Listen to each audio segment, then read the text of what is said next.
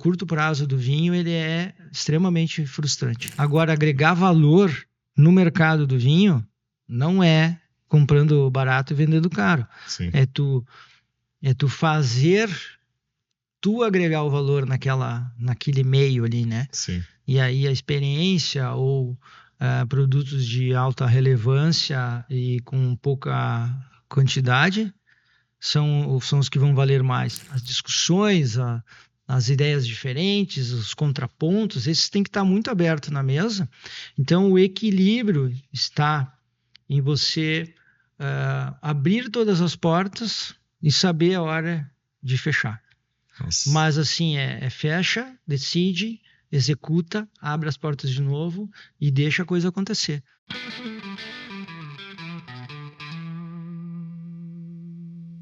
Olá, sejam todos muito bem-vindos ao Pod Venda Mais Vinho. Meu nome é Diego Bertolini, sou empresário, consultor de mercado e especialista em vinhos. E toda quinta-feira nós estamos aqui nesse podcast recebendo empresários com o intuito de traçar estratégias para você, compartilhar sacadas, principalmente para você ampliar as vendas do seu negócio com vinhos. E se você está aqui no YouTube, não deixe de dar seu like, seguir aqui o nosso canal, compartilhar esse conteúdo, deixe também seu comentário, que a gente tem esse intuito de difundir a cultura do vinho no Brasil. E se você estiver no Spotify, dê os 5 estrelas para você compartilhar e desenvolver a cultura do vinho no Brasil. Também eu quero deixar um convite, pessoal, que no dia 14 e 15 de junho tem a imersão Venda Mais Vinho. Embaixo aqui tem um link, é uma imersão presencial com o intuito de você dar o próximo passo para o seu negócio de vinhos. Então, um evento onde vai ter mais de 200 empreendedores de norte a sul do Brasil, com o intuito de você dar um passo certeiro, criar as suas estratégias. Então, acesse o link abaixo, se inscreve e participe desse grande evento que vai transformar o seu negócio com vinhos. E hoje, pessoal, eu tenho o prazer de estar recebendo um brilhante profissional, né? E também, né, um dos head, uma das pessoas chaves da Vitivinícola Jolimon, onde uma empresa que transforma, né, a venda convencional do vinho e dá a virada de chave vendendo experiência. Estou aqui, né, com o Marçal Duarte Velho. Um grande abraço, meu amigo. Seja muito bem-vindo ao Pod Venda Mais Vinho. Obrigado, muito obrigado pelo convite.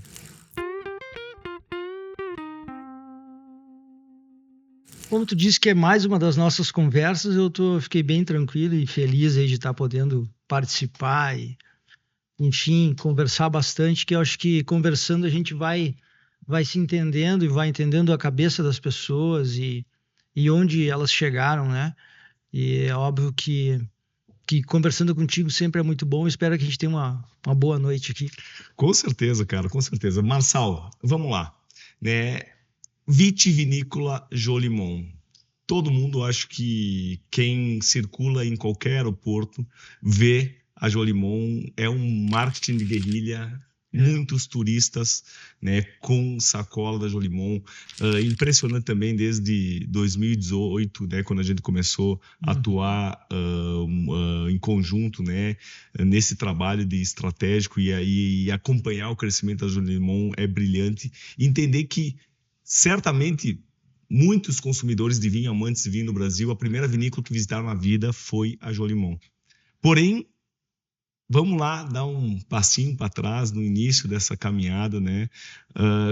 Como foi a virada de chave da Jolimon, que além de produtora de vitivinícola, né, foi uma vinícola que totalmente se orientou ao mercado?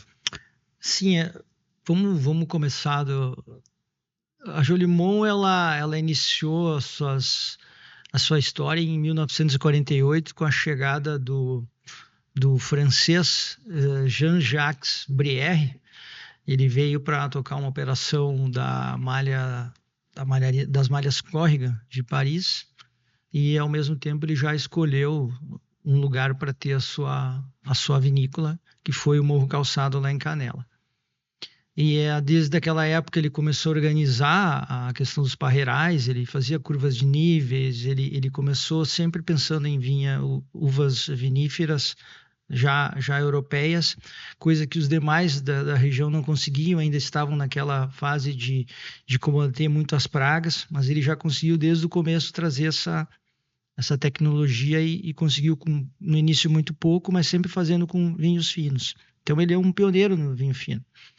Mas esse senhor, então, conduziu a vinícola por muito tempo e ele faleceu por volta de 82, 81. E logo em seguida, o meu pai... Nós somos contadores de origem, eu e meu pai temos escritório de contábil, eu sou advogado também. A gente sempre assessorou muitas empresas.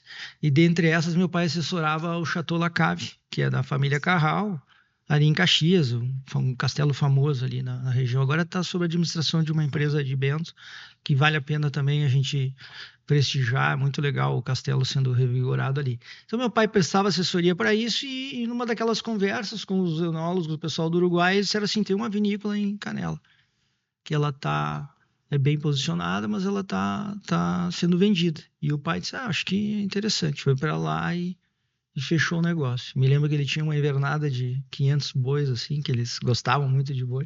Vendeu tudo e comprou lá junto com os irmãos na época. Mas logo em seguida o negócio não foi muito fácil e aí ele acabou ficando sozinho. Ficou sozinho e com aquele sonho, então, de ter uma vinícola e tentar desenvolver uma questão. Isso era que ano, Marção? Isso em 87. 87. Então, em 87 eu tinha 14, 15 anos. Eu era atleta amador de judô e eu me lembro que o patrocínio da Jolimão, assim, para as minhas viagens. Cheguei à seleção brasileira de judô, então a Jolimão já bancava esse patrocínio aí. Então eu sempre ficava muito ligado ao negócio, né? E aí, dali em diante, eu estava falando, o mercado todo sempre foi B2B, né? Muito forte, ainda mais com a escola dos Carral ali, que sempre tiveram distribuição muito forte de produtos no Brasil inteiro. Lacave, né? Chateau Lacave, exatamente. Grande União, né? Todo o mercado era voltado para isso. E eu tenho a história... Então, ele, como uma empresa pequena, você tem muita dificuldade nesse mercado. E uma virada de chave foi em 91, e eu vou contar esse episódio porque é o que definiu assim, algumas premissas para Jolimão, que no começo muitos consideravam um limitador, mas se mostrou ao longo do tempo uma vantagem, que foi de parar de vender para supermercados. Parou de fazer B2B em 1991, em função de uma carga de vinhos sendo devolvida no mercado em Porto Alegre, porque uma grande empresa foi lá e comprou a gôndola. E esse era, pega as 200 caixas e leva embora. E aí meu pai, voltando de viagem, ele disse assim, eu nunca mais vendo para o supermercado. Vamos botar o estoque ali, vamos receber as pessoas e vamos vender à vista e direto ao consumidor. E azar que leve tempo, eu não vou mais ficar sofrendo na mão do mercado, né? Então, essa foi a primeira decisão que me parece acertada. A história da Jolimão, então, dali ela começa a mudar. Já focado, então, em a pessoa que vier te visitar é a tua esperança de vender. Então, ali já começa um sinal de que a gente teria que agradar muitas pessoas para conseguir sair do chão. E a partir dali tem muitas coisas para contar, né? Vamos tentar trazer o pessoal até os dias de hoje, mas eu te digo assim, que esse começo foi mais ou menos isso. E é legal, né? Porque até os dias de hoje, né? Então, acho que 87 é uma tomada de decisão de empresários de outro segmento, que eu acho que é interessante, porque sai dessa questão de pé franco, ou seja, do raiz produtor, né? Tu falou que acabou a família Carral administrava e tu vê na cultura vitivinícola, principalmente no Brasil, são produtores, né? E quando a gente fala de importadores, ou seja, são os distribuidores, tu pega a pessoa que está muito mais conectada ao mercado. E aí, quando a gente começa a mudar e todo mundo fala o seguinte, mas a gente tem que ser sommelier, eu disse, não, um bom vendedor é quem tem o cliente na mão e quem tem, às vezes, né, não tem tanto apego ao produto. tem apego ao mercado, orientação ao É. cliente, mas claro que no vinho é importante a questão do produto. E 91 a virada de chave. Para hoje, né, ser um case, né, até a revista Exame, né, mostrou a virada de chave da Jolimon. Eu iniciei lá em 2018, com consultoria com 18, 19 milhões de reais de faturamento a Jolimon, e ano passado 122 milhões. Para isso a gente teve alguns ajustes societários, nós tínhamos outras pessoas juntas e com ideias um pouco diferentes, né? E aí nós tivemos que, a partir do momento que a gente começou a enxergar uma possibilidade, a gente trabalhou para ficar com a gestão sozinha, porque a gente sempre falo da unidade de comando, né? Então você tem que ter a unidade de comando. O que significa isso? Podem ter vários líderes, mas a palavra final tem que ser de uma pessoa só que faça esse balanço, essa junção de ideias, né? E consiga conduzir. Quando você tem muitas ideias, muitas pontas para serem aparadas, você acaba não tendo foco e a empresa não tem a mínima chance de crescer. Então, a gente já vinha com uma história de longo tempo, já vinha com uma necessidade, fizemos os ajustes societários de gestão e conseguimos emplacar um planejamento estratégico vencedor, né? E vamos lá, Marçal, essa virada de gestão acho que é muito importante, né? Porque clareza de onde você quer chegar. Foi em que ano? 2015 a gente começou a ter... como contadores, a gente sempre olhava os números, mas eu tinha outros negócios e a gente não olhava para a Jolimon como o negócio principal. Deixávamos que outras pessoas fizessem a gestão. A partir do momento que a gente começou a olhar e também ter mais tempo para se tornar o gestor, né? Porque uma coisa é tu ser sócio, a gente sempre foi dono, mas você ser dono é uma coisa, você ser gestor é outra. E é muito diferente. E eu sendo um contador, eu sempre olhei o aspecto administrativo. Então, tu ficar atrás do balcão é cheio de doutrina para te ensinar a trabalhar atrás do balcão.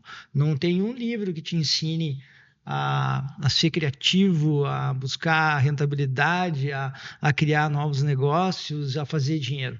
Então, a prática que te ensina. A partir do momento que tu olha e tu diz assim, não, mas eu acho que dá.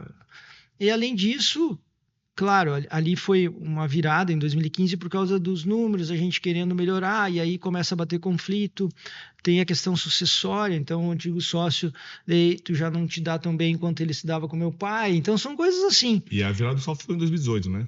Daí é o seguinte, tu vem trabalhando 3 anos para tentar compor isso e não deu, chegou uma hora que a gente teve que dizer, olha, ou a gente toma esse caminho, ou a gente separa, ou sai do negócio, ou eu, por exemplo, ia fazer outra coisa, e a minha equipe assim, que estava trabalhando, eu ia tocar outras coisas. Mas aí a gente conseguiu se entender e conseguimos, dali em diante, fazer um planejamento para que fosse executado. Porque eu até digo assim, nós tínhamos equipe para executar, mas a vontade política não era geral da empresa. Você tem que ter a hora que tu tomar a decisão, tem que todo mundo puxar para o mesmo lado. Sim. Então, o que tivemos que fazer foi alinhar essas expectativas e depois escolher pessoas boas para executar o plano que a gente tinha a convicção de que era bom. E por que eu... Claro, isso aí foi a ponta final, mas eu montei o e-commerce da Jolimon em 2005. Montei na minha cabeça, né? Sim. Vendo que já era possível, a internet já estava bem colocada, a gente tem todos os negócios em Caxias, então a estrutura tecnológica, Caxias é uma cidade que tinha potencial, já Gramado e Canela não tinha condições tecnológicas de fazer estou falando de internet mesmo, telefone, e aí nós começamos a desenhar o processo porque todos os clientes que visitavam o Jolimon, os cadastros que nós tínhamos, eles não eram ocupados. Eu acho que esse é um ponto muito importante, Marçal, é a questão, né? Eu acho que a tomada de decisão, né? 91, teu pai fala assim, nunca mais vou vender para o supermercado, eu vou vender para o consumidor aqui na vinícola.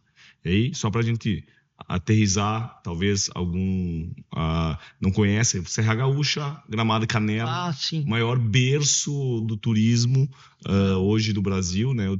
Entre os 3 polos de maior indução de turismo do Brasil, Gramado e Canela, começa a venda direto ao consumidor. E aí, esse consumidor, turismo, ele chega lá, visita a vinícola e aí volta para sua cidade. E como vai atender esse cliente? Através de um cadastro que tu pega, onde posteriormente, né, com essa ideia de embrião de faz uma venda ou apenas uma venda, na época era feita até 2005, fazia uma venda, tinha a movimentação, o faturamento, porém não fazia uma venda, hoje o chamado DLTV, né? Não é feita um acompanhamento e uma fidelização desse cliente. Foi através do e-commerce, lá em 2005, onde o Marçal, vamos lá, segunda geração, assume que vê o papel. Eu tenho que vender por telefone. Tem um episódio que eu disse assim, vamos montar um e-commerce. Mas o que é isso? Daí ele disse, não, acho que não precisa isso aí. Eu disse, vamos fazer assim, qual é o preço que a gente está vendendo hoje para alguns restaurantes? Que a gente não faz B2B, mas alguns restaurantes parceiros a gente sempre vendeu. Eu disse, não, me faz esse preço que eu vendo lá. Ele disse, tá bom. Passou uma semana, eles começaram a pensar, disse, não, nós vamos ficar juntos. Não. E daí eu brigo, porque eu digo, eu disse, vou fazer. Vocês entram junto ou não, porque é de novo aquilo. Tu tem que ter uma ideia boa, mas tu tem que ter força política e vontade, acreditar para fazer aquilo acontecer. E no fim a gente daí montou na estrutura mesmo da Jolimon, que foi um acerto, porque separado não ia dar certo, não ia ter a mesma sinergia e seria muito mais trabalhoso. Mas aí, então, a partir do momento que a gente definiu, o que eu fiz foi pegar 100 nomes e começar a ligar. Lógico, pedi para a Cleide, que foi a primeira pessoa ali que começou comigo. Cleide. E ela começou e fez esse trabalho com essas 100 pessoas, e aí eu fiz um scout para entender o que o mercado falava. Na época eu tinha receio que eles só iam falar de vinho importado ou das marcas de Bento, que não iam lembrar da Jolimon, etc. Mas, para nossa surpresa, quase todos que atenderam lembravam e quase que fizeram a compra imediatamente. Então a gente começou não era só o e-commerce, era um pós-venda. Tu começava o discurso perguntando como é que foi a viagem, como é que foi a experiência, como é que chegou o vinho. E aí tu já sabia, a gente tinha os pedidos, já sabia o vinho que a pessoa tinha comprado, enfim. Tu começava uma conversa, eu acho que esse é o principal. Tu não pode ir direto. Hoje dá para ser mais direto, é o WhatsApp e tal, mas na época a gente fez todo um discurso para lembrar a pessoa, para trazer ela para o nosso... Então, em 2005 começa um trabalho que tu falou muito bem. Era pós-venda. Pós-venda. Era um pós-venda, primeiro, criando uma geração de antipatia, ou seja, reconexão. Voltou bem para casa, tudo bem... aquele vinho, aquele Cabernet, Morro Calçado, que tu comprou, etc. Adorei, já acabou. Daí a gente começou a falar da hora da onça beber água. Eu digo, a bola pica dentro da pequena área e ninguém chuta, né? É isso aí. E daí tu começa a ensinar as pessoas que gostam elas te dizem, então tu não pode perder essas oportunidades. E aí nós fomos fazendo a venda direto e depois trazendo para a tecnologia. A gente trazia para o site, fazia o pessoal comprar também, mas essa compra orgânica ela é muito mais complexa de se fazer, né? Sim. Então eu tirei aquela ideia, é um e-commerce. Não, cara, vamos trabalhar com como a pessoa quiser, tu vai atender ela, né? Sim. E aí a gente já começou a criar uma rede de fretes, né? Hoje a gente entrega em todas as cidades, não tem lugar que a gente não entregue. Então a gente tem uma logística muito boa. Aí vem uma outra diferença. Nós somos contadores, temos vários clientes na área contábil. Então o nosso dia a dia era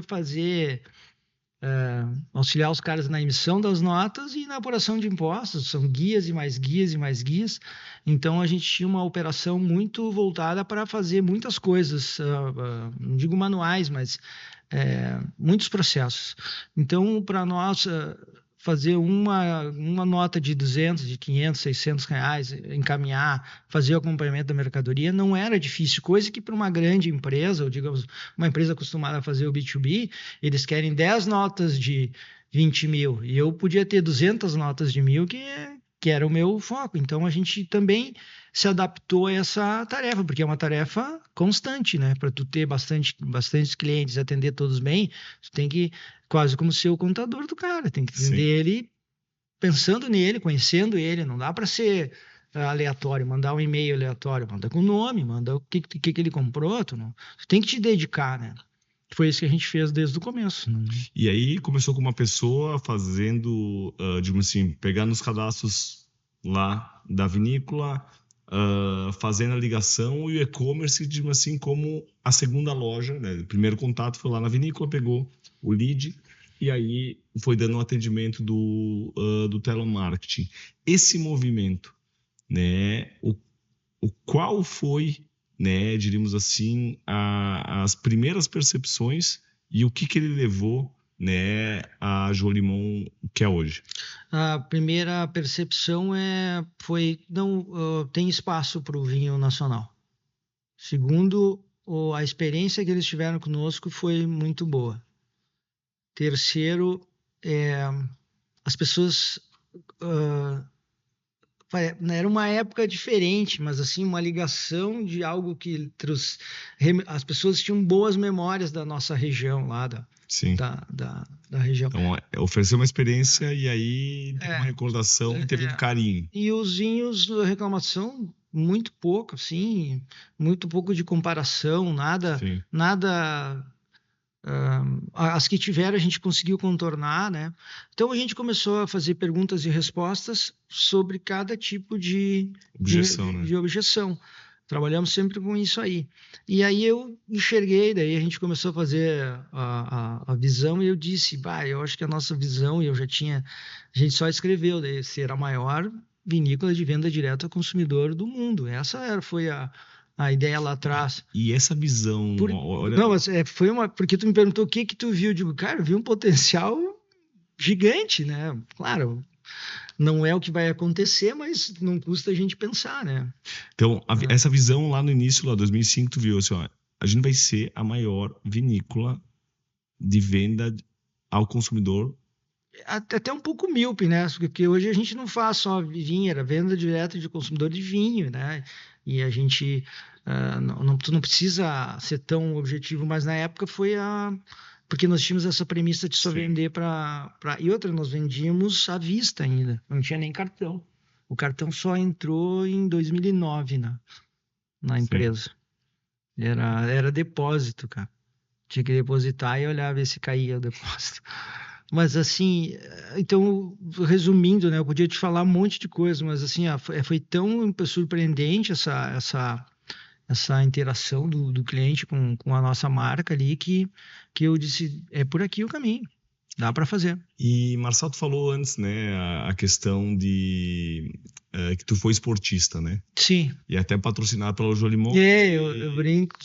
E aí tem alguns valores pessoais, acho que interessantes, né, dessa visão esportiva, vamos lá, o esporte, né, Estados Unidos, né, que tem toda o high school, né, muito focado no esporte, diversidade, porque tem essa questão da competição sadia, que diríamos assim, mas o esporte te dá uma visão, uma persistência em relação a continuar, né? Porque a maioria das pessoas agora vamos sair do foco ou vamos fazer isso, aquilo. Não, a Jolimon sempre manteve o pace assim em relação ao rumo, né? Você é a maior vinícola com venda ao consumidor final, etc. Quais são esses valores pessoais que tu imprimiu no negócio, né? E principalmente eu acho que as duas gerações do teu pai também adotar e abraçar, não, peraí, agora não. Eles viram assim, não, eu compro e revendo, mas não, viram que tinha valor.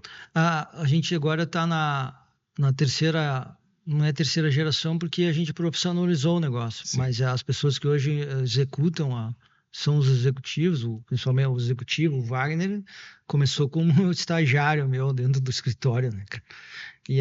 Então a gente vem trazendo esses valores e transmitindo, né? Então meu pai passou, eu conduzi, agora já tem uma equipe grande fazendo, e a gente tem algumas coisas assim que o desporto de alto rendimento, mesmo que seja amador, ele te exige uma coisa, cara, muita preparação, né?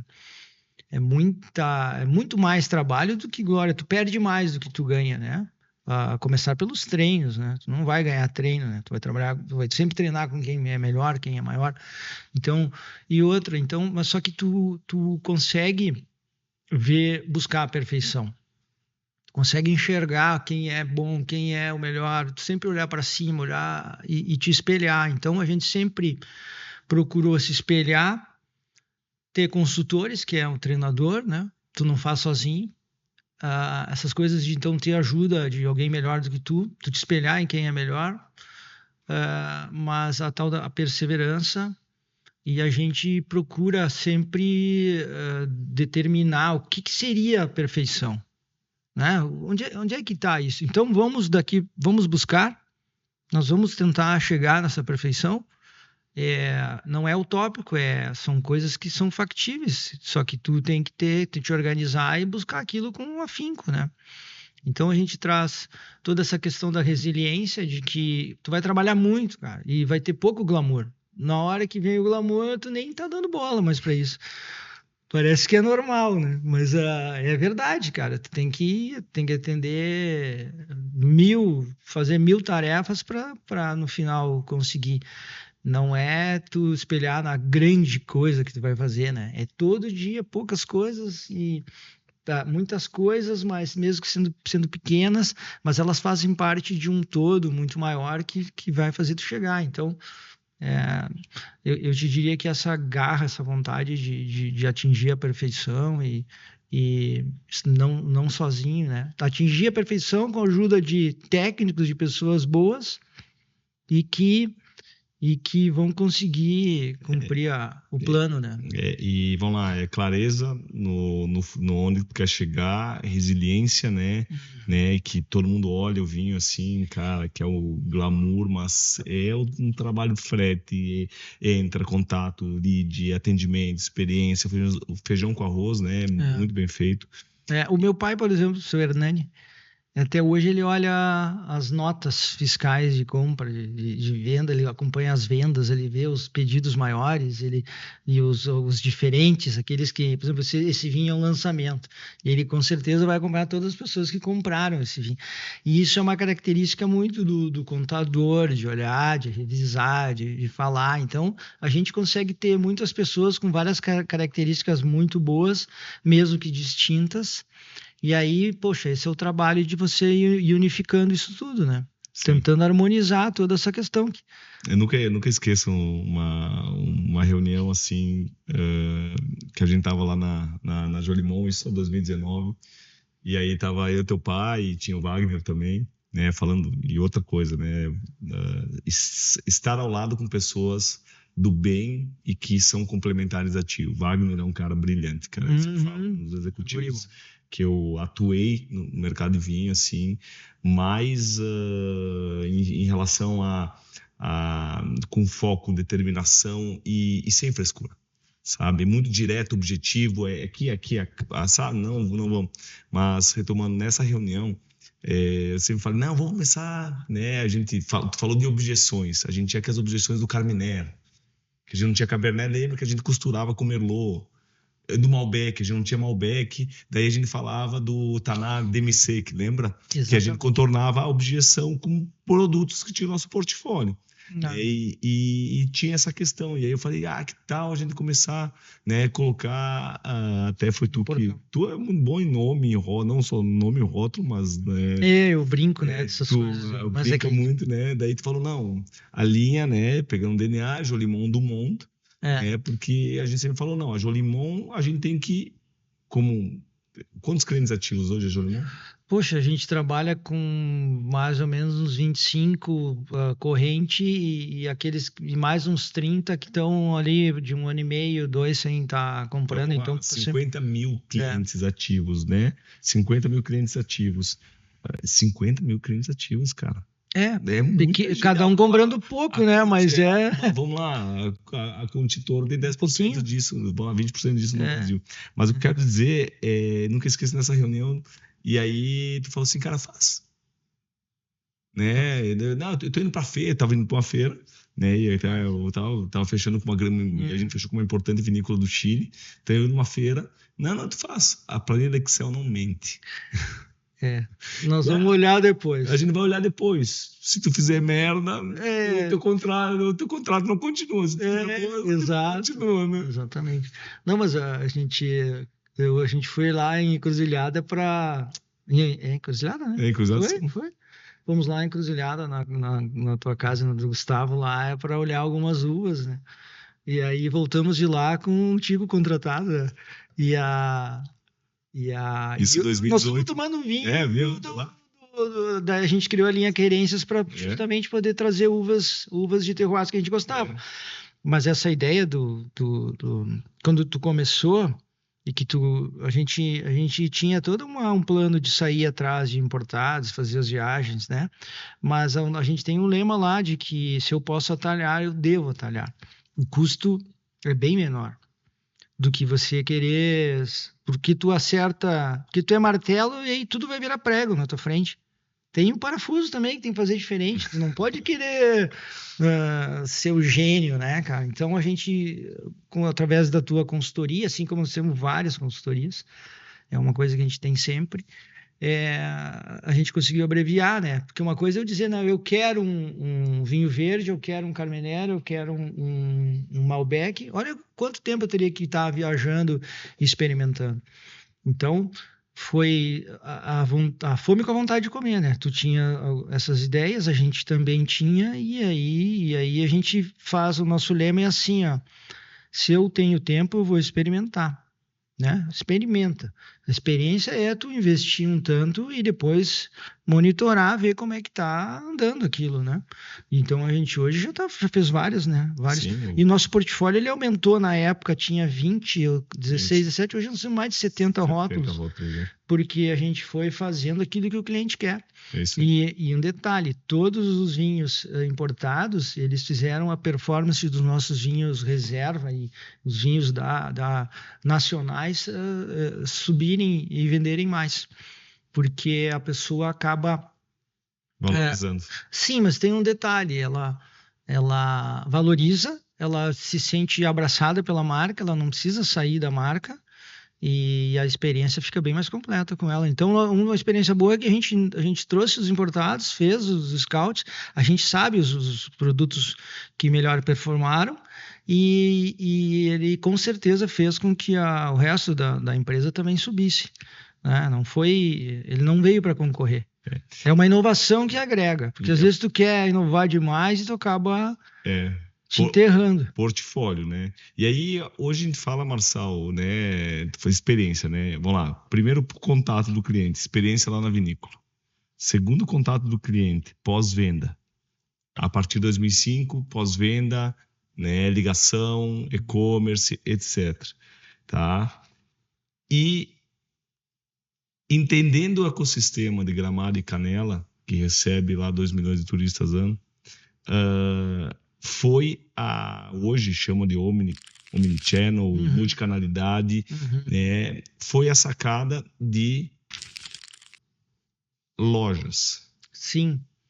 Então, vamos lá, tem a vinícola, eu vou abrir uma loja, e aí que tá. Quando a gente começou a falar de loja, eu falava para algumas vinícolas, tinha vinícola que, na época recente, tinha saído de Bravim. Jolimon, agora o que está fazendo a Jolimon? Estamos desenvolvendo um projeto, além de trabalho de portfólios, etc., um projeto de expansão de lojas. Loja de uma vinícola, da onde já se viu? E eu nunca esqueço que eu tinha recém voltado no MBA lá dos Estados Unidos, da Sonoma State University, que mostrava muito forte do venda direto ao consumidor final. E até foi, quando a gente também se conheceu, também foi palestrar o primeiro congresso latino-americano junto com a Liz Tass, enoturismo latino-americano, cara, tinha agente dos Estados Unidos e foi palestrar o case da Jolimon, que era um case que as vinícolas dos Estados Unidos... Foi 15? Não, 2016. 16. Que as vinícolas da Mondavi já vinham fazendo no mercado americano. E aí, quando eu voltei daquele MBA, eu comecei a fazer o estudo e disse: Cara, eles estão fazendo como os caras estão fazendo lá fora. Sim. Né? E aí tu foi palestrar, foi um case, enfim, lá no congresso. Mas a loja ela foi uma expansão dessa experiência lá do varejo. Mas eu me lembro dessa palestra, eu terminei ela falando que nós tínhamos surfado uma onda de enoturismo em si mesmado, quase sem trabalhar com pós-venda, e veio o pós-venda, então nós já tínhamos um e-commerce forte ali naquela época. Sim. E nós tínhamos, na época, 2 ou 3 lojas sendo pilotadas. E eu terminei a palestra falando que a próxima onda... Eu coloquei mais ou menos os números que a gente imaginava de negócio e teria que fazer uma próxima onda. Nós iríamos entrar numa próxima onda e eu não falei o que era na época porque nós estava só pilotando. E a próxima onda, a partir daquela época, foi a gente ir pro varejo próprio, né? Porque é muito difícil você franquear algo sem ter muita performance, né? E agora a gente está pensando em outras ondas, e por isso que tem que estar sempre criando e dando oportunidade para outros negócios dentro da tua visão. Por isso que também a visão míope não pode te atrapalhar, tu tem que estar sempre pensando em mais. Mas a questão das lojas veio porque nós tínhamos uma loja no Mundo a Vapor e ela performou bem. Só entendeu, o Mundo a Vapor era um espaço de turismo. É um espaço que recebe muitos turistas lá, recebia muito mais pessoas do que nós, então hoje a gente está... Como se fosse uma loja... Tem um trem caído na frente. Sim. Lá. Era uma loja dentro de uma atração turística de Gramado. A gente agora tem mais dessas aí. E aí depois apareceu, a gente queria uma em Gramado, no centro, daí conseguimos a loja de pedra, que a gente fala que é na frente do Serra Azul, uma loja bem pequena, 20 metros. E ela também foi bem legal. Então a gente enxergou uma oportunidade e, além disso, a gente sempre consegue, através do varejo, fazer a visitação na vinícola, que é uma vantagem que ajuda a pagar a conta. O vinho por si só, quem tem essa loja de vinhos, né, que eu acho que sabe dessa dificuldade, né, de compor o mix, de ter o estoque, de pagar o aluguel, de ter um ponto bom, de ter os cadastros, de fazer toda essa evolução. Então as nossas lojas, elas já entram livres de um monte de despesas e da operação, né? Então, tu pega controle de estoque não é o problema. Tu pega software, não é o problema.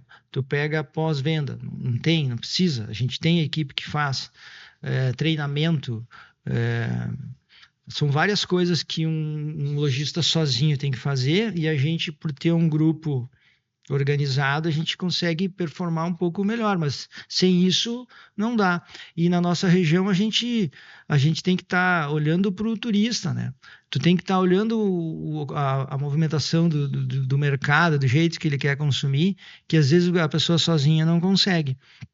E o varejo, ele te dá essa experiência, essa bagagem assim do dia a dia ali, te dizendo as respostas.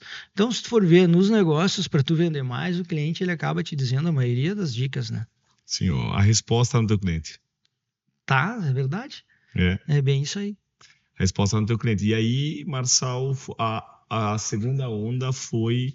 vamos lá. A terceira onda, digamos assim. Foi olhar a oportunidade de lojas, de pontos. Aí a gente já tinha o plano, né? Daí tu tem um executivo que está focado em fazer aquele plano funcionar, a equipe toda focada, e aí começou a aparecer pontos, e a gente foi assim, ó, na nossa região o investimento é absurdo, tu tem que pensar muito em fazer, é muito alto. Então, muito alto para tu. Então a gente hoje está colhendo esses frutos de uma oportunidade em função da pandemia. Sim. Mas a verdade é que, como a gente tinha já a visão, o plano de ter um mix maior, né? Já tinha performado em algumas lojas, o foco para o cliente de entregar o melhor produto em cada coleção, cada linha. Sim. Hoje a gente tem, com certeza, o cliente da Jolimon, ele chega nas nossas lojas e ele consegue escolher o produto igual ou melhor do que ele está consumindo. Só para o pessoal entender, que acho que é muito legal. Antes, né, lá em 2018, praticamente era a vitivinícola, tudo era morro calçado. Sim. Morro calçado. tudo era produzido lá. E aqui a gente está com 2 produtos, aqui a linha Querências, que foi aquela linha de aqui, Pinot Noir, produzido lá em Cruzeiro do Sul, nos vinhedos da minha família, né? Enfim, onde eu sou sócio lá da Vinhas da Quinta, que é uma propriedade, né? E as uvas lá são elaboradas lá dentro do Cruzeiro do Sul, onde aí tu tem vários terroirs, tem Malbec Rosé, tem Campos de Cima da Serra, tem Campanha Gaúcha, etc. E aqui é um rótulo mega limitado.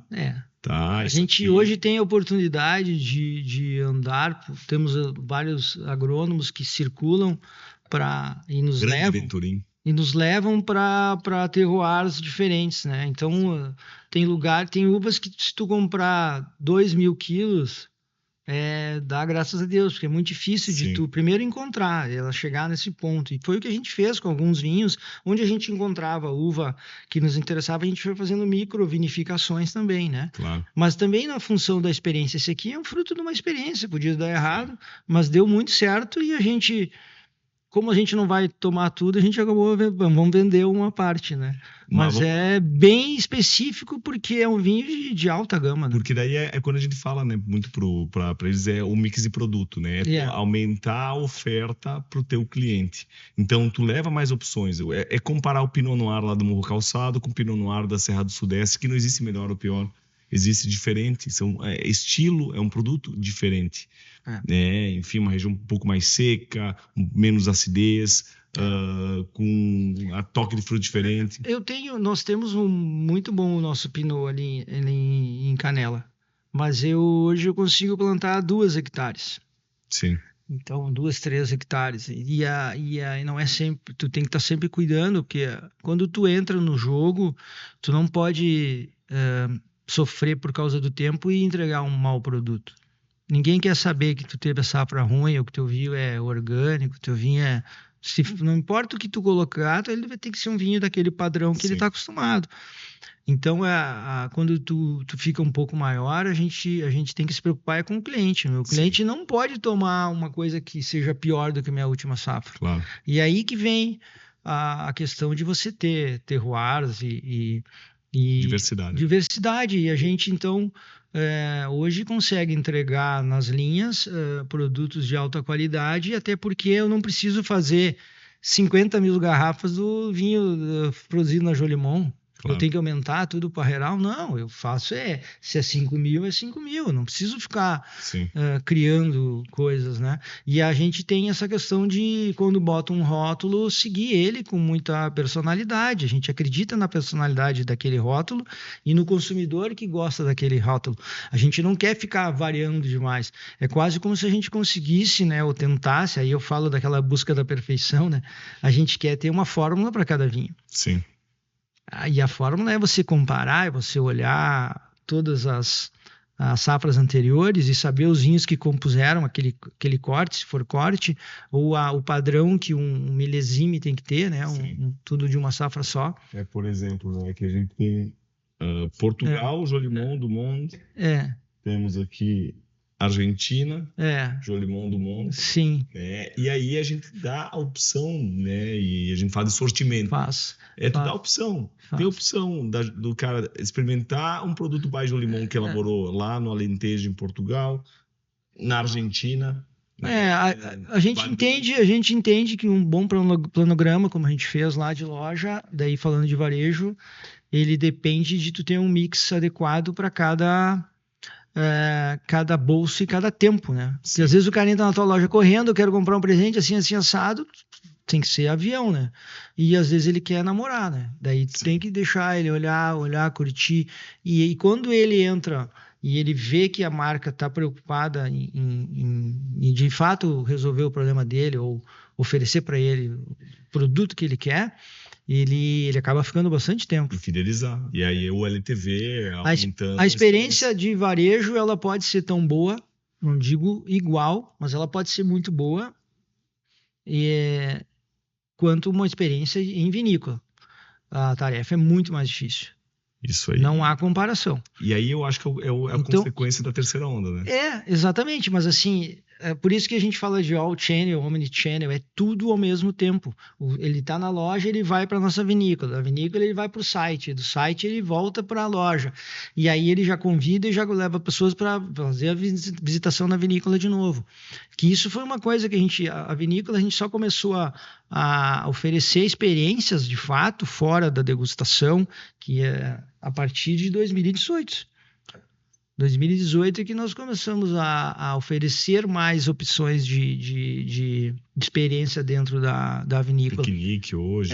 Piquenique, pizza, a própria visitação prêmio. A gente tem vinhos especiais dentro da visitação prêmio, tem vinhos especiais dentro da visitação taça, mas são várias opções de passeios. A gente criou um museu do vinho lá dentro. Então, essa questão de você enxergar um negócio. Hoje nosso foco é dar experiência, né? Sim. Tu vai agregar valor dando experiência.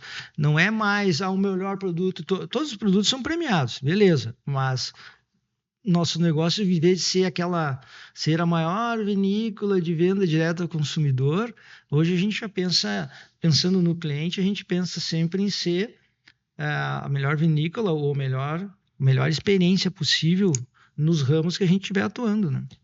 E a terceira onda também, eu tive o privilégio de acompanhar e participar diretamente, que foi a expansão de lojas, né? E quando tu quer levar uma experiência, né, primeiro, tu falou muito bem, a gente tinha que levar sortimento, ou tem uma loja já, então tem que levar um sortimento maior. Então, aqueles 2 hectares de Pinot Noir não dá, então tem que buscar novos Pinot Noirs. Opa, no telemarketing tem a objeção, não tem o Malbec. Em vez de dar desculpa, vamos ter o Malbec do berço, não berço do Malbec, mas uma origem que é referência em Malbec. Olha, vinho português, agora tem o vinho verde, que está sendo um sucesso, né? Sucesso. E ele completa, o cara que gosta de branco, a pessoa que gosta de branco, né, o consumidor, ele vai levar o meu Chardonnay barricado, ele vai levar o Riesling, ele vai levar o Moscato, vai levar o vinho verde e vai levar o meu... Agora a gente está lançando um outro Chardonnay com mais barrica ainda.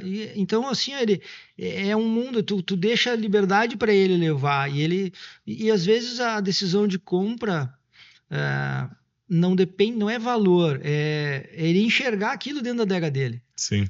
Então, uma das nossas... A busca da perfeição seria eu ter em toda pessoa que visitou Jolimon, ele pro resto da vida ele ter Jolimon na adega dele. Sim. Por que eu não posso sonhar com isso? Só que a gente tem que criar, a gente tem que estar toda hora inovando, chamando atenção, trazendo experiências. E uma das coisas que a gente tinha medo do varejo é o nosso mix. Um mix pequeno, você não roda uma loja. Essa é a verdade. Quanto antes tu definir o mix vencedor, melhor. Mas também a gente tá falando de coisa boa, mas os perrengues também, né? Falou. Eu lembro que a gente tinha a loja lá do Mundo a Vapor, tinha a loja aí da loja de pedra, né? Mas a gente iniciou a operação, digamos assim, que vai ser a operação que vai ser replicada, que vai ser a Casa Jolie. É verdade. Ia ser a Casa Jolie, que era uma operação de restaurante. Era um bistrô, né? Um pub, bistrô, mas até música tinha. E a gente foi muito legal o projeto. E é bacana num ponto do lado da igreja, nem se compara com os pontos que a gente tem. Isso nos ensinou a buscar pontos. Isso. Ponto comercial importante. Isso foi um ponto. E a gente tirou muitas lições dali. Quando ele começou a operar a pleno, veio a pandemia. Daí a gente teve que fechar ali e aí nunca mais abrimos ele com aquele formato, porque para nós estava muito fora do nosso escopo. Então, falando de estratégia, quanto mais próximo tu tiver do que tu sabe fazer, é melhor. Hoje a gente tem operações de restaurante. Hoje nós temos, e muito em função daquela escola. Mas a gente hoje tem uma equipe especializada, tem o controle de estoque é diferente, a rotina é diferente, a maneira, o fluxo de caixa é diferente. Mas o que eu vejo que foi um aprendizado muito bacana naquele momento da Casa Jolie foi que a gente entendeu na questão, né? Aqui a gente tinha que aproximar mais para o core, que tinha que buscar mais para a loja e vamos trabalhar com finger food da questão e levar a essência Jolimon da visita na matriz, lá na vinícola, que era abrir garrafa. É. E a gente leva, né, para a loja lá da Estação Canela, né, que é primeiro, né, como experiência, padronização de loja, experiência, mix de produto, já é experiência, a subdivisão do planograma, né, e também levar a experiência da taça, que a gente chama, né, e até chamava de flight? o flight, né, o flight degustação, e uma loja híbrida que a gente chama, modelo híbrido, né, que é muito bacana, que pós-pandemia mudou muito. E hoje, por exemplo, né, dou consultoria, tu sabe, né, a mentoria para Rede Vinho em Ponto. Uhum. E a Vinho em Ponto é uma que hoje 100% das lojas novas que abrem é modelo de loja bar de vinhos. Só que, vamos lá, a Jolimon ela começa nesse modelo híbrido muito antes que muita gente no mercado. Muito. Tá? Porque ela entra nesse modelo de uma loja com experiência. Não era aquela loja varejo, a pessoa, eu quero abrir e tomar esse vinho em taça. Assim, serve em taça. Tem o valor da taça. Eu quero degustar um vinho branco, como a gente oferecia flights, né? Hoje a gente tem até a cerveja, nós produzimos cerveja, porque não é proibido tu tomar as duas coisas. Aliás, eu te falo, é melhor tu fazer cerveja e fazer vinho do que... beer, né? É vino beer, porque a decisão de compra é da mesma pessoa. A que compra cerveja é a que compra vinho. Às vezes tu acha que está inovando demais, criando um negócio muito diferente, e tu vai ter que estar lidando com dois tipos de compradores que tu não sabe como olhar. Sim. E o que a gente aprendeu muito lá foi... cabe vários mix, as pessoas, elas um dia querem uma coisa, outro dia querem outra, um horário diferente do que tomar, do que fazer. A alimentação é fundamental para o consumidor. Tu dá a experiência de harmonizar com... Uma alimentação sem cozinha. Não, sem dúvida. Pode ter, a gente tem cozinha em muitas lojas, mas em outras não. Então a gente tem que administrar de tal forma que um bom embutido, né, uma boa charcuteria, uma boa queijaria faça a diferença para esse. Então, sozinho, às vezes, é muito difícil de fazer tu rodar. E a gente tem dentro das lojas, que por isso eu convido todo mundo que nunca foi a uma loja da Jolimon, e podem nos cobrar. Se ele não sair de lá com uma experiência prática do que é tomar e degustar vinho, ele pode nos cobrar. Porque a nossa ideia é que a pessoa saia dali tendo experimentado bons produtos naquela hora, antes dele fazer a compra. Sim. E então eu digo, eu brinco, até ouvi uma expressão esses dias que é o open bar da Jolimon, o pessoal fala. E aí talvez isso explique todas as maletinhas de Jolimon que tem pelos aeroportos, né? Que é o começo que tu falou ali. Sim, a pessoa ela leva e carrega aquilo para ela, porque ela tem uma experiência muito legal. Inclusive, e aí que veio nas lojas, que era o meu maior medo. E a nossa equipe foi fantástica nessa evolução de como fazer a experiência em loja, né? E para ter uma noção, a gente até padronizou a questão aromática das lojas. Sim, né? Criamos perfume de lojas, né? Que é questão sensorial, iluminação padrão, gôndola padrão, panorama padrão, né? Para quê? Para você a experiência com o DNA, que é o quê? Abertura de garrafa, recepção.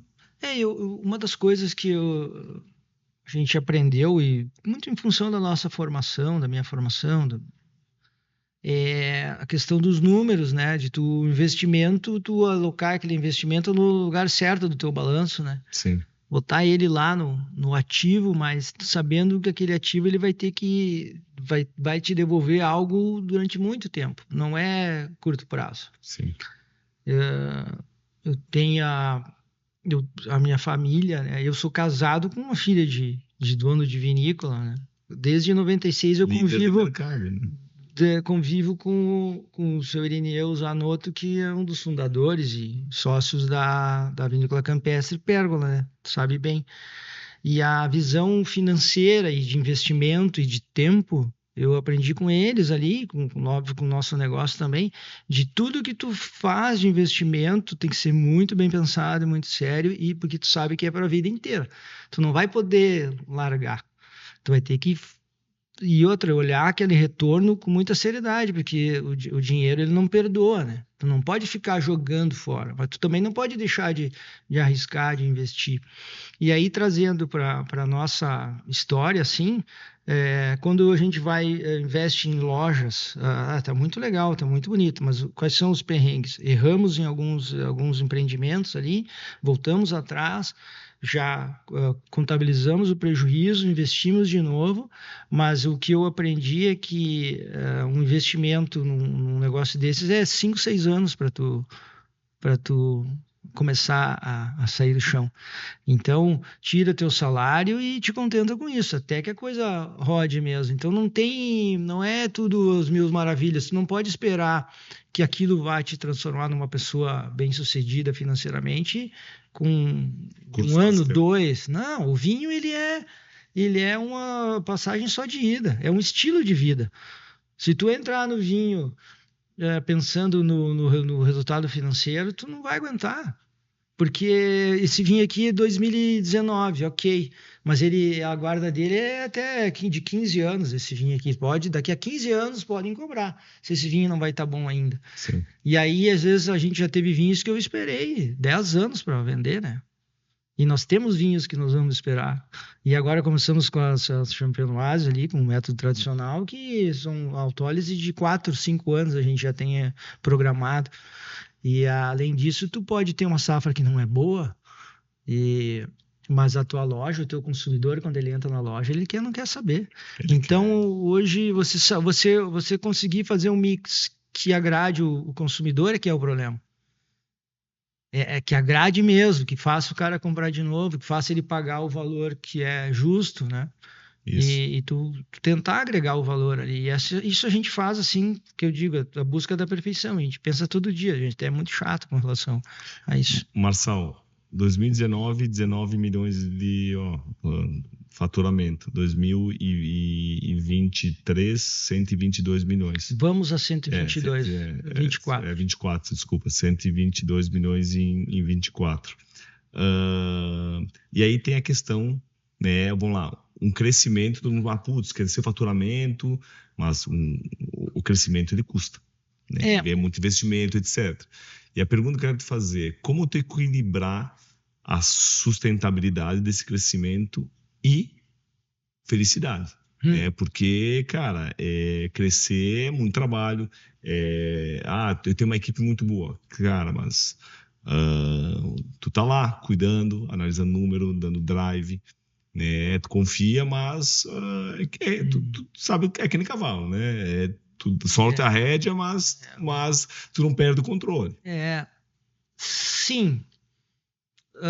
A gente tem uma característica de gostar dos números, né? Mais até do que o dia a dia da operação. Isso aí é um problema, mas acaba sendo uma solução quando tu passa a te enxergar como dono do negócio e não como executivo do negócio, Sim. né? Então, são tarefas distintas, complementares, um não vive sem o outro, ou seja, tu ser o dono, tu ser o estrategista e tu ser o executivo. Tu pode ser os três, mas isso geralmente é falha, né? Então, escolhe uma das posições e te aperfeiçoa para aquilo. Estrategista e executivo. Então, hoje eu fico muito mais em estratégia, numa direção geral.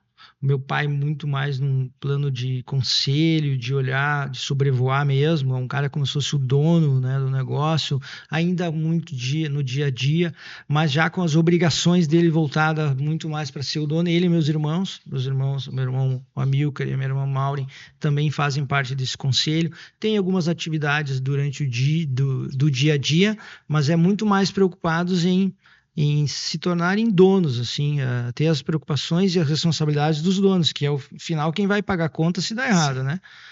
Mas então as estratégias, a gente tem uma equipe, e a execução, sim, que tu tem que escolher um bom executivo, que eu falo da unidade de comando, não pode botar muitas pessoas, tem que ser uma pessoa que congregue todas essas ideias e conduza, e aí abaixo delas muito bons profissionais para trazerem essas ideias, trazerem as críticas, e com certeza não podem ser iguais.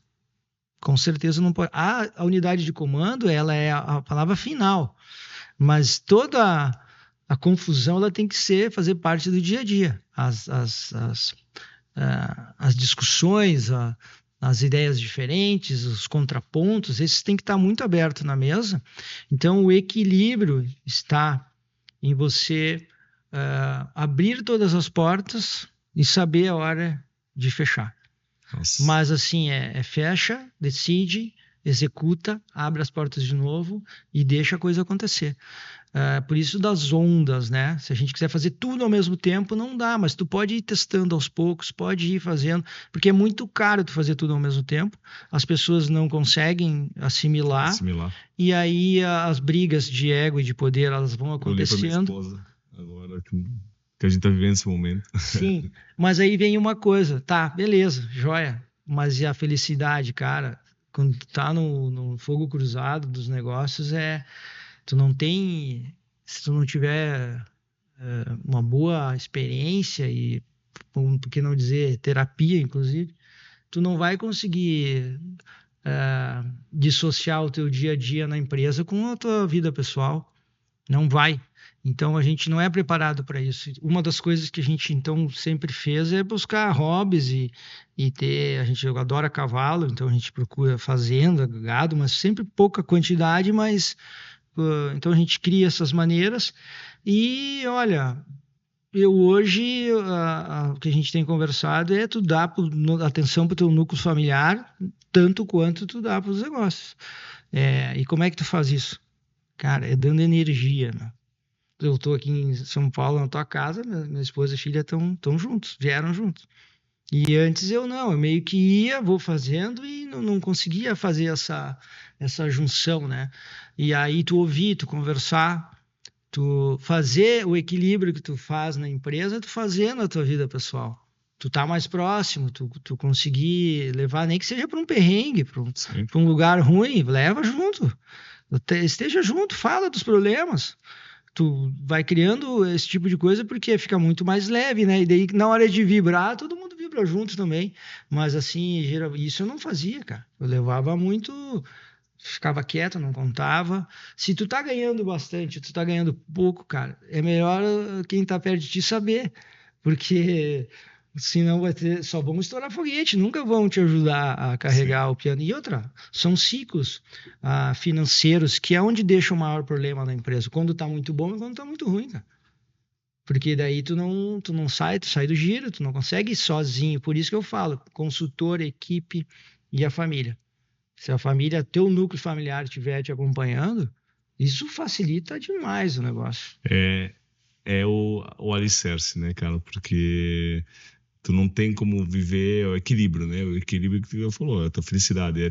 Tá lá, porque aqui não tá bem sustentado, vai respingar no negócio. Porque tu vai respingar. E a maneira de tu tem que ser assertivo, dizer muito não e às vezes brigar com as pessoas dentro da empresa.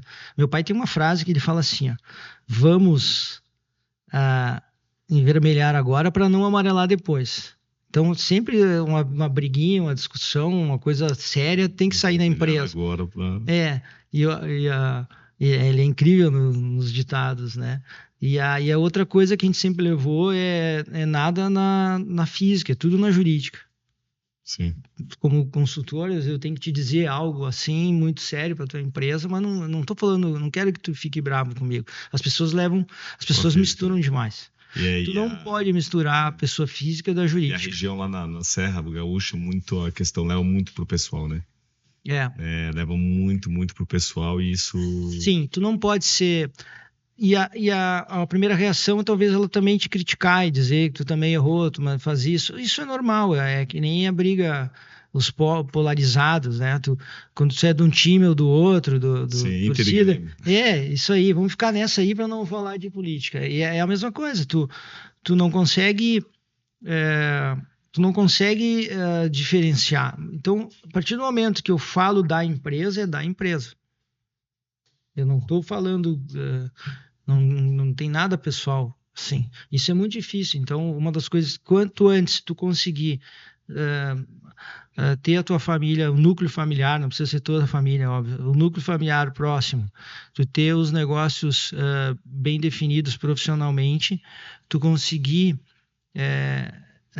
ser objetivo, diferenciar o que é pessoa jurídica da pessoa física, tu vai ter esse equilíbrio. Sim. Mas enquanto tiver confuso, é um terror. Tu nem sabe o que tu tá sofrendo e às vezes tu tá super bem sucedido e estressado. E se tu tiver patologia, tu vai deprimir e vai ficar doente, cara. Essa é a verdade. A patologia física leva... Não é patologia, não é doença, não é, cara, é sério. Isso aí tem que olhar. Então a gente nunca teve... no núcleo assim familiar, nas pessoas da família ali, porque a gente meio que vai conversando, vai discutindo, mas é muito difícil tu ser objetivo na empresa sem ofender as pessoas. E lá a gente é meio de brigar, então uma das coisas que o Jolimão faz é brigar, cara, brigar, falar, discutir, mas tudo bem, depois vamos embora. Não tem nada no pessoal, né? Boa, Marçal, cara, eu acho que é um aprendizado aí de vivência aí para muitos empresários, que é isso aí, né? Resiliência e também, né, tratar quando tem que tratar, olhar que isso aqui é um mundo fascinante, mas tem um alicerce, né? Algo muito sólido para construir.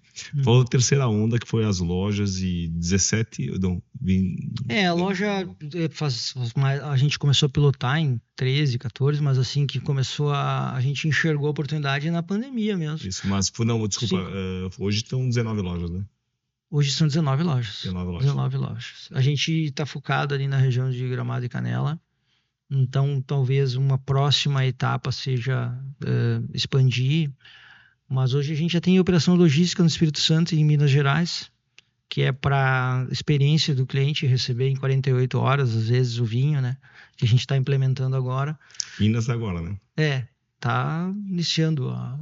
Porque... então a gente pensou assim, antes de ter as lojas, vamos melhorar essa logística, né? Para chegar melhor. E a gente tem um sonho, assim, de assim que a gente tiver mix e marca e nome, é tu conseguir ser um player no e-commerce um pouco mais abrangente, vamos falar assim, e não só com as pessoas que estão com a gente, né? Mas é um sonho e é um trabalho árduo, que é muito difícil, mas eu acho que daí sim fecha o ciclo. Então é a quarta onda. Vamos dizer que sim, só não tem data para começar e nem... já começou, mas não é uma tarefa que eu diga assim. Primeiro, tem que ser lucro, né? Sim. Tem que ter lucratividade, tem que ser sem grandes traumas, né? Para a equipe, principalmente. E que não afete o caixa da empresa, porque tudo que o gestor, e aí vem a parte de estratégia, a parte do dono, se ele erra, ele vai sangrar o caixa da empresa, né? E às vezes o executivo bom, ele vai fazer aquilo que tu tá imaginando. Sim. E inclusive faz melhor, né? Que é o que aconteceu com a gente. Sim. Foi muito melhor, assim, o desempenho da equipe, né? E aí, só que se tu tá com um problema de caixa, erro, tu vai dançar. Então tem que olhar, fazer esse equilíbrio do dinheiro. E um outro ponto, né, que eu acho que é interessante, né, vocês por ter esse viés contábil, mas também ser apaixonado pelo vinho, é dosar a emoção versus razão, né? Sim. Razão é o nome da empresa de contabilidade, né? A gente agora deixou o nome das iniciais do meu pai, que é Envel, Hernani Napoli Velho. Mas vendas o vinho e a venda são apaixonantes. É isso que faz a gente entrar no negócio, né? essa ligação, essa relação de todo dia tu tomar uma taça e tu precificar e tu ver se o teu cliente vai gostar.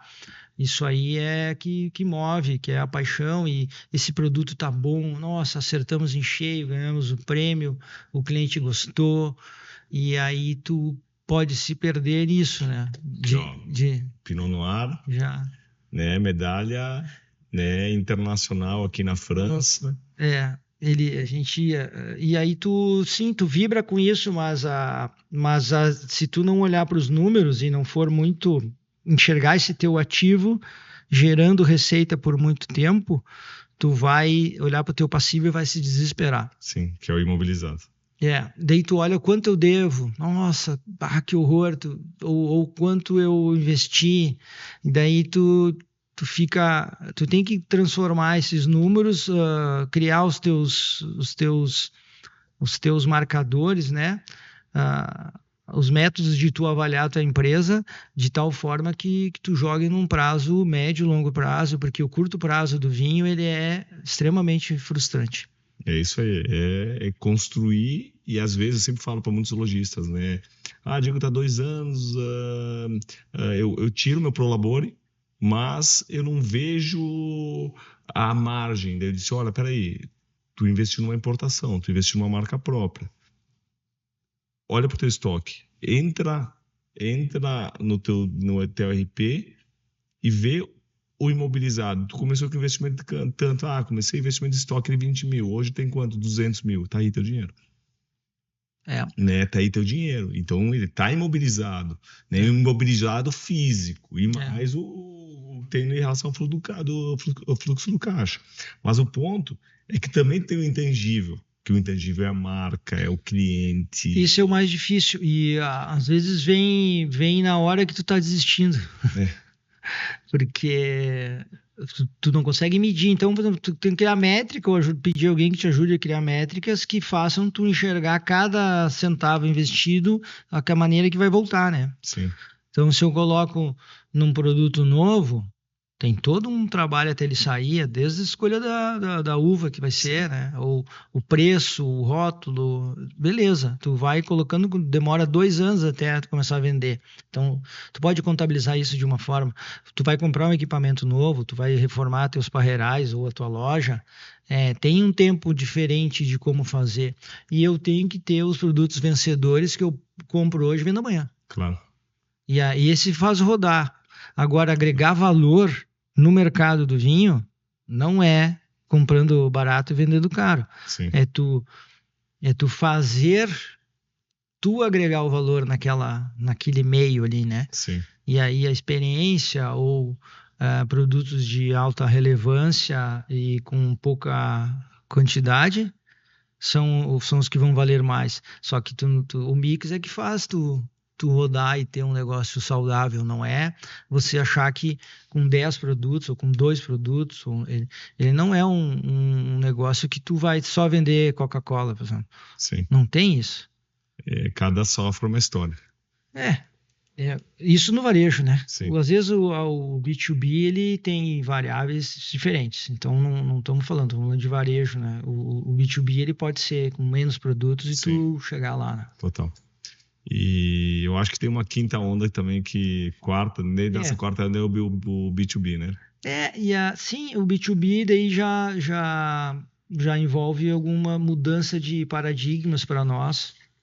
E também saber que tu vai estar enfrentando um outro mercado, né? Sim. É um outro mercado. Assim como é difícil a pessoa sair do B2B e vir para o B2C, que é algo que a gente domina, também tu sair do B2C para o B2B, tu vai... Marcelo, que normalmente as maiores empresas saíram do B2B e foram para o B2C, a Jolimon vai do B2C para o B2B, então é mais um jeito de que a gente fala muito e atuando, né, e conhecendo os bastidores aí da empresa, inovação no DNA, né? Uma das coisas que nos impedem, essa é a fórmula que até hoje a gente não conseguiu equacionar, é que meu pai e a gente concorda que a pessoa que compra um produto da Jolimon por R$90, ela não pode encontrar ele por 60, que é o que acontece com muitas empresas.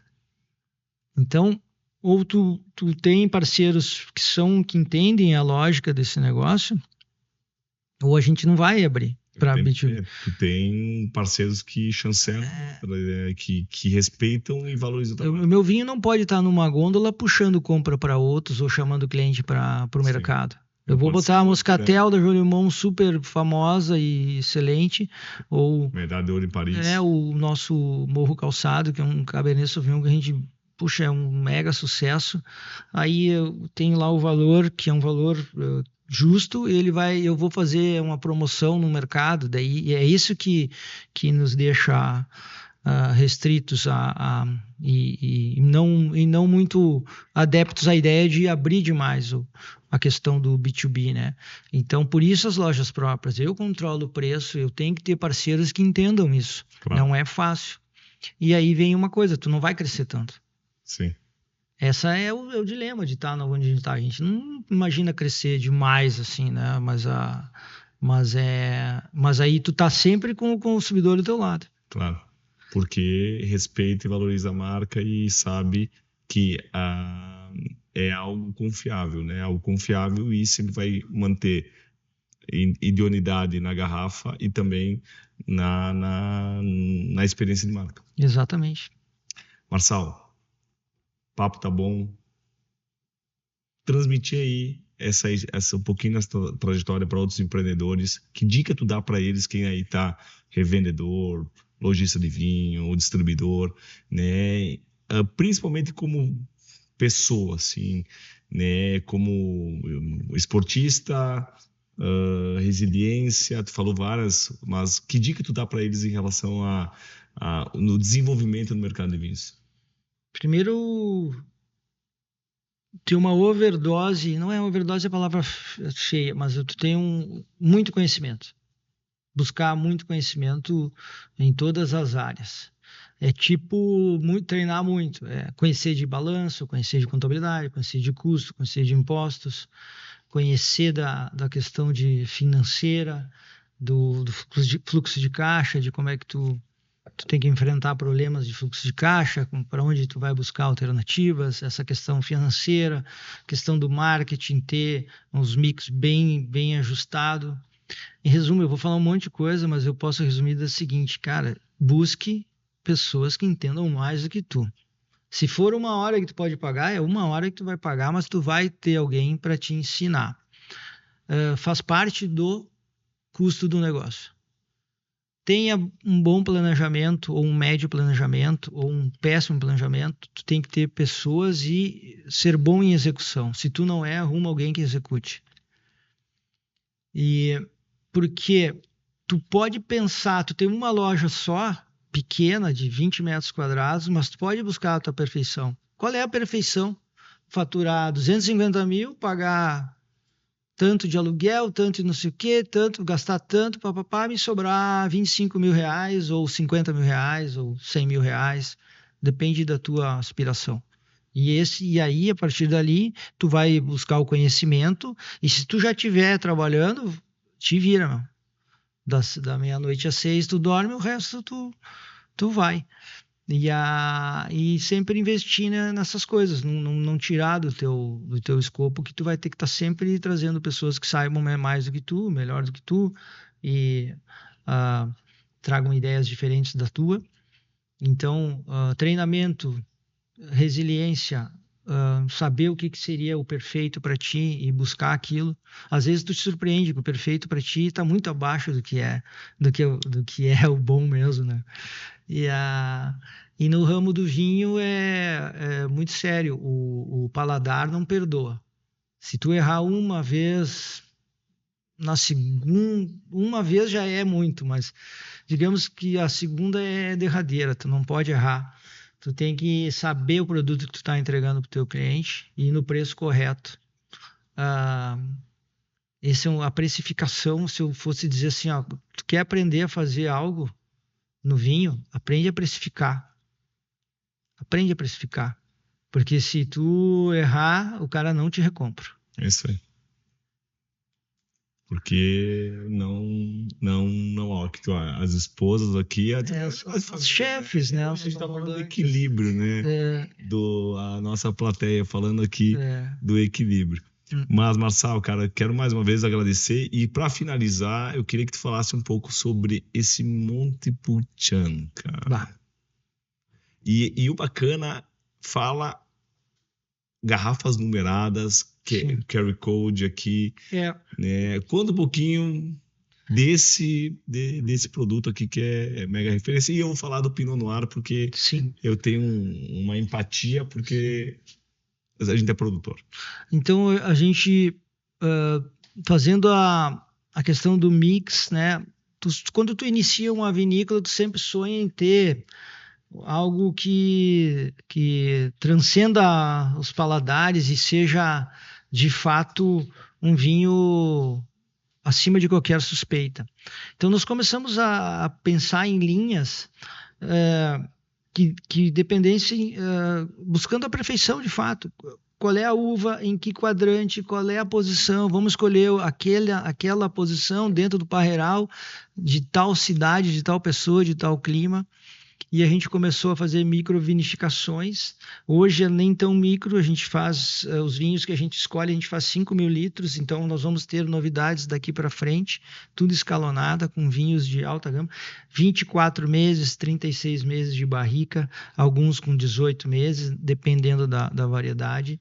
E aí a gente poder deixar eles no tempo deles dentro das barricas novas, principalmente. Então, a primeira leva de barricas vai para essas linhas especiais.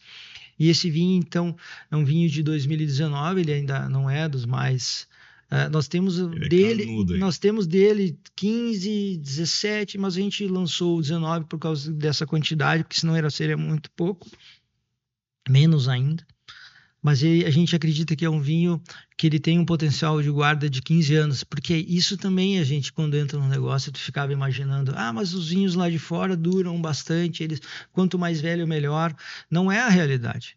A realidade é você entregar vinhos para serem consumidos imediatamente. E aí o nosso trabalho foi de entregar um vinho já pronto, mas ainda com uma bela capacidade de envelhecimento. Porque qual é o sonho do produtor de vinho? É ter na adega da pessoa e ela abrir, falar e divulgar vinhos mais velhos, porque uma das coisas do ramo do vinho que a gente ainda não tem tanto no Brasil é a tradição. Você ter um vinho de 15 anos, de 20 anos, de 10 anos, é uma coisa que agora que começou a ter. Então, por que os franceses, os italianos e os diversos lugares, mesmo que os hermanos, as pessoas os mais próximos, têm vinícolas com mais tempo? E aí, para um produtor brasileiro que sabe do potencial dos vinhos, tu ouvir que é melhor o de fora, tu diz, cara, não é o melhor. Vamos fazer os vinhos acontecerem. Hoje eu te dou com certeza, e eu acho que tu concorda, que no Brasil tem vinhos que não perdem para nenhum vinho do mundo. Mas as vinícolas, as pessoas têm que dar o tempo e têm que saber fazer da forma correta. Esse vinho hoje é o principal vinho. É um bebê ainda, né? É um bebê, mas ele dá para beber, que nem os outros. Eu já tomamos, já tem muitas nuances, muitas camadas de aroma, de sabor, e que ele vai estar se transformando, e a gente acredita que ele vai se transformar para algo, nem digo melhor, mas diferente e muito, muito prazeroso para quem quiser levar para... Quanto, por exemplo, o posicionamento de preço hoje? R$1.300. R$1.300. Essa... 1.000 garrafas a 1.300. 1.000 garrafas numeradas, 1.300. Eu participei do lançamento. Teve uma pré-venda absurda. Pois é, a gente pensou que a gente quer vender ele aos poucos, né? O posicionamento é esse, né? Porque tu tem que entender que é para um público bem restrito. Live commerce, 300 garrafas. Mas aí a gente tem que agradecer demais a equipe que faz a experiência do cliente, porque uma pessoa que faz essa compra, ela acredita na gente, né? E pode acreditar, porque o produto é fantástico, mas a ideia de posicionar um vinho é para que ele, como é pouco, realmente tu tem que ter conhecer a Jolimont. Tu tem que acreditar no trabalho da Jolimont. Sim. Porque eu não posso... e eu sei que cada centavo que ele pagar, ele vai estar valendo. É questão da precificação. É um vinho que para nós ele está num nível diferente. E nós temos outros lançamentos para fazer nesse molde. Só Moscatel que milésime. também show. O pessoal até disse, não fica falando de todos os lançamentos, fala só daquilo que já está acontecendo. Mas Moscatel milésime é outro diferencial, né? Moscatel normalmente é blend, mas a gente trouxe a gente não consegue, eu trouxe de presente para ti, né? Mas eu cheguei aqui e já pedi para abrir para nós tomar, né? Não, mas é vinho bom para a gente abrir. E também uma coisa bacana em inovação, né? Desde produtos de R$ 1.300 a garrafa, a gente falou da linha dos importados, esse Pinot Noir também que está espetacular. Mas esse é R$ 150. Nós temos aqui 90. A gente tem os vinhos nossos da linha tradicional em torno de 65, 60, que são vinhos excelentes, só que com menos madeira, menos tempo em madeira. Mas são vinhos muito redondos, muito bem acertados. E a gente lançou... Eu ia falar, né? Agora no carnaval. Foi. A gente lançou a espumante em lata, que também foi um sucesso. E a espumante com a Cláudia Leite, né? E da Cláudia Leite, ela nos procurou, foi muito legal a parceria, assim, a equipe, o staff, tem outras pessoas nos procurando, principalmente pela qualidade do produto, e tu colocar um produto de alta qualidade na lata foi um trabalho muito grande. A gente não era propenso a fazer isso, mas o que a gente pensou? Quando tu muda teu foco, não é mais produto e sim experiência, por que eu vou tirar a experiência de uma pessoa tomar essa espumante lá na beira da praia? Que foi o que a gente fez esse ano. E esse ano lá a gente foi pra praia e teve essa experiência. Cara, não tem como tu dizer que aquilo não é legal. Poxa, é muito bom e é a melhor maneira de você proporcionar geladinha, fácil de carregar. É experiência, é praticidade. Então nós tiramos, a gente quer que a pessoa tenha experiências boas.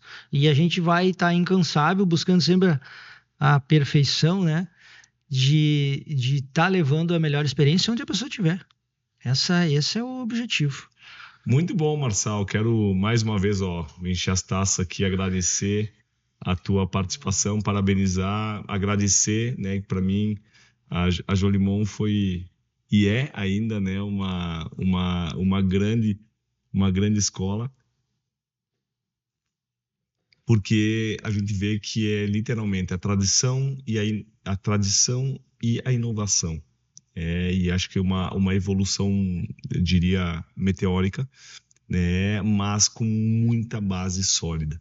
Então, a gente fez aí todo 87, 91, passou por várias ondas, né, de crescimento, a onda do foco no B2C, passamos para o e-commerce, a venda direta, o desenvolvimento de lojas, agora estamos indo para a quarta onda, né, que é a onda de que forma nós vamos regular esse B2B, de que forma nós vamos também levar uma experiência mais completa ao cliente, né? E certamente hoje, né? Eu tive a felicidade de ter o G20 do vinho, né? Que são 85% dos importadores de vinho numa sala, né?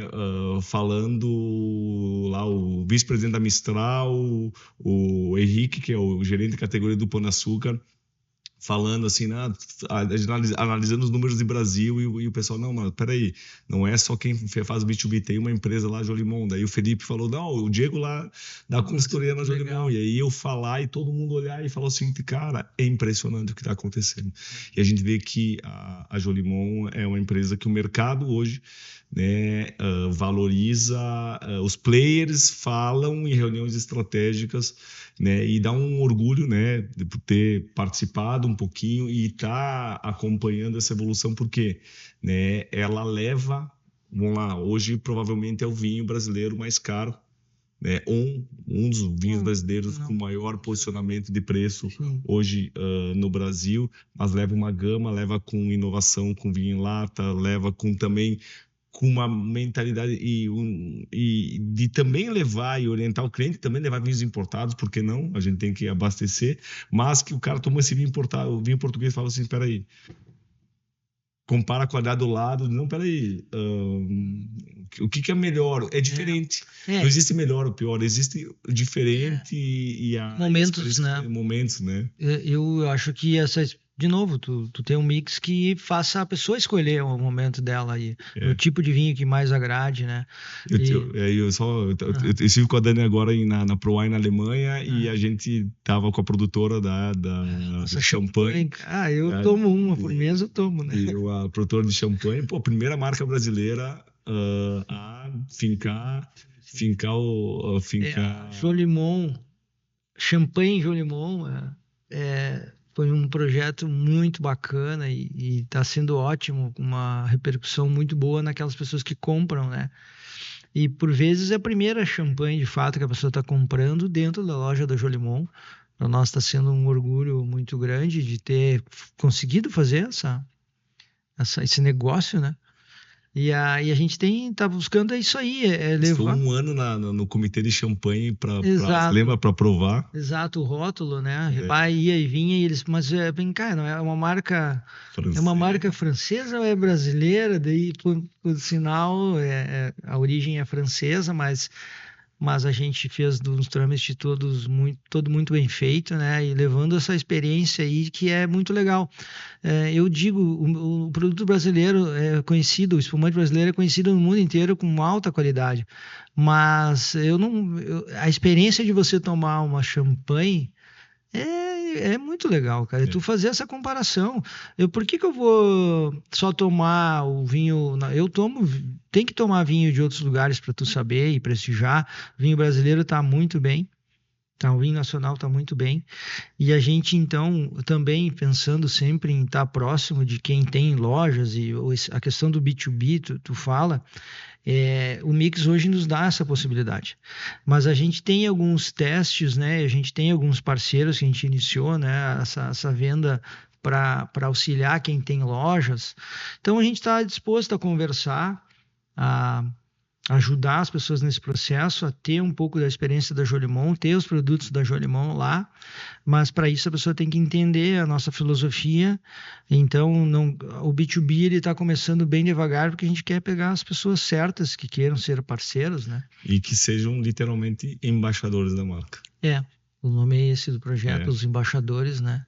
E a gente já tá legal e a gente acha que tem um potencial bem grande, né, de crescimento. Com certeza. Marçal, mais uma vez, muito obrigado aqui no Pode Vendo Mais Vinhos e sucesso, né, nessa trajetória na Jolimon. E pessoal, não deixe aqui de dar seu like, né, compartilhar esse conteúdo e até o nosso próximo episódio. E também relembrando, dia 14 e 15 de junho, né, a Jolimon também estará presente na Imersão Venda Mais Vinho, o maior evento, maior imersão de negócio de vinho no Brasil. Aqui abaixo tem um link para você fazer essa inscrição e um brinde e até o nosso próximo episódio. Valeu!